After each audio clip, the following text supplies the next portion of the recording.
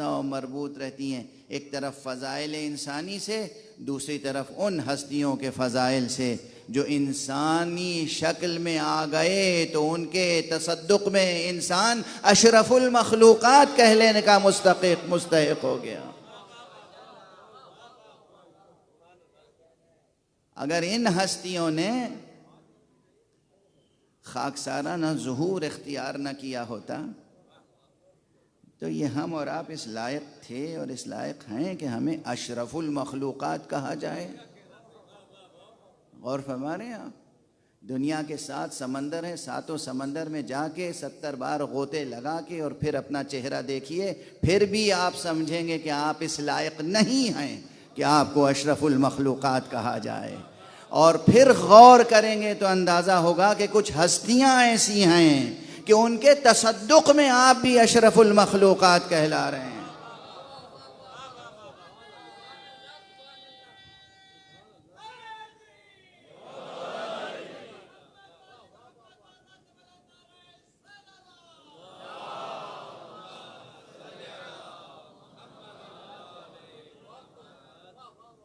لوگ انسانی عظمت کے خوب قصیدے پڑھتے ہیں، بہت سے مشرق و مغرب کے شعراء نے ادبا نے انسانی عظمت کے قصیدے لکھے، انسانی عظمت کے نظریے پیش کیے، لیکن حقیقتاً انسان کو دیکھ لیجئے۔ انسان کو دیکھنے کے لیے کسی خاص میوزیم میں جانے کی ضرورت نہیں ہے، ہر گھر میوزیم ہے۔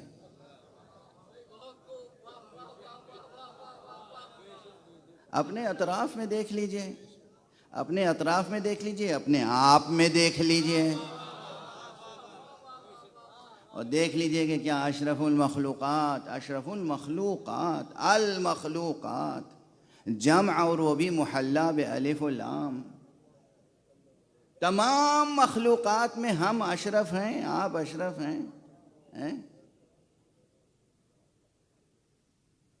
اگر ہم اشرف کہلاتے ہیں تو خدا کی قسم ان ہستیوں کی خاک قدم کے طفیل میں جن کی حقیقت خالص نوری ہے مگر انہوں نے اس خاک نائے دہر میں خاکسارانہ ظہور اختیار کیا ہے ہماری اور آپ کی ہدایت کے لیے۔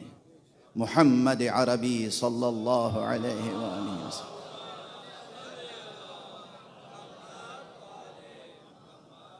اور ان کے اہل بیت اطہار سے ہونے والے وہ ائمہ اطہار، وہ ائمہ معصومین، وہ ائمہ ابرار، وہ ائمہ عظام جن کی امامت صرف سیاسی حکمرانی تک محدود نہیں ہے۔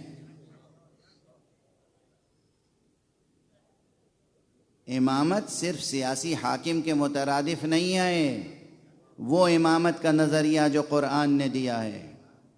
اس لیے اگر علم کلام میں کام کرنے والے جدید حضرات شیعی علم کلام میں کوئی اجتہاد فرمانا چاہتے ہیں اور امامت کے نظریے کو سیاسی حکمرانی کے مترادف قرار دینا چاہتے ہیں تو یہ سوچ لیں کہ کہیں قرآن سے انحراف تو نہیں کر رہے ہیں۔ اس لیے کہ قرآن مجید میں جو حضرت ابراہیم کو امامت دی گئی تھی وہ امامت صرف سیاسی حکمرانی کی نہیں تھی۔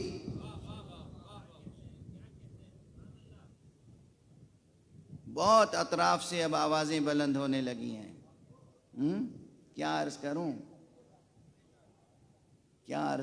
کیا کیا تشبیہیں ان کے لیے ممکن ہیں، مگر ہمارا ممبر کا جو اسلوب بیان ہے، جو ہماری زبان ہے، جو ہمارے آداب ہیں، وہ مانع ہو جاتے ہیں کہ نہیں جانے دیجئے، اب یہ نہ کہیے اور وہ نہ کہیے اور وہ نہ کہیے، کیا کیا نہ کہیں اور کیا کیا کہیں۔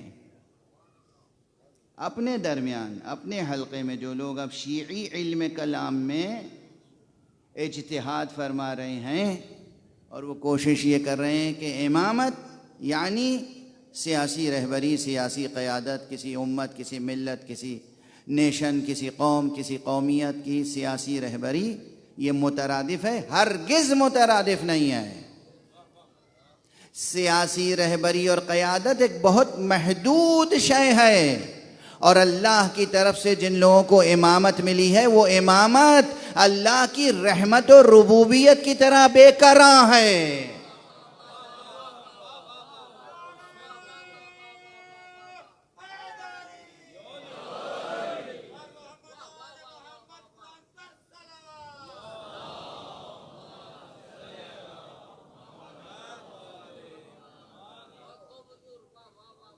یہ بہت دقیق اور حساس مسئلہ ہے اس وقت بطور خاص،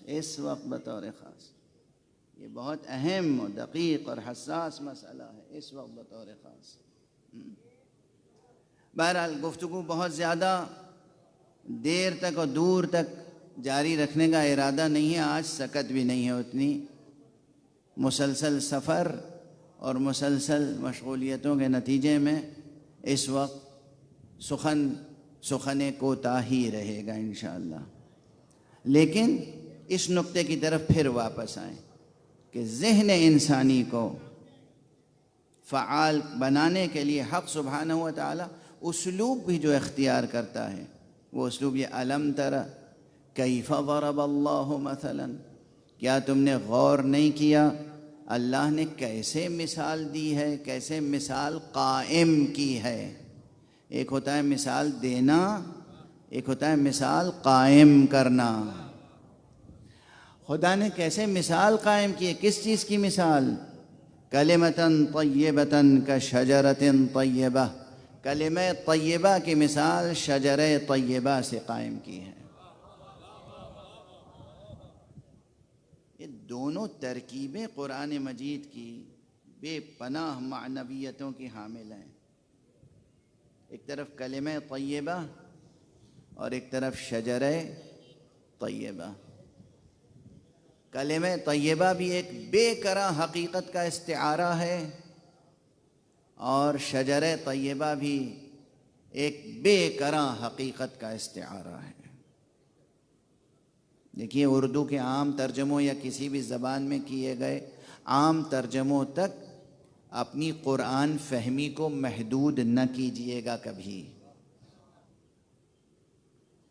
خدا کی قسم قرآن وہ معجزہ ہے جس کا جتنا بھی دقیق ترجمہ کیجیے وہ ترجمے کا ظرف خود نظر آتا ہے کہ معانی کا سیل اس پر سے ابل رہا ہے مسلسل، اور یہ ترجمے کا ظرف تنگ اور کوتاہ ہوتا چلا جا رہا ہے۔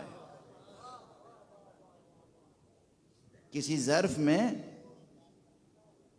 نیاگرا فالس چلے جائیے، کوئی آبشار ہو، اوپر سے آبشار جاری ہو اور آپ چھوٹا سا ظرف لے کے کھڑے ہو جائیے، اب وہ ظرف کیا پورے آبشار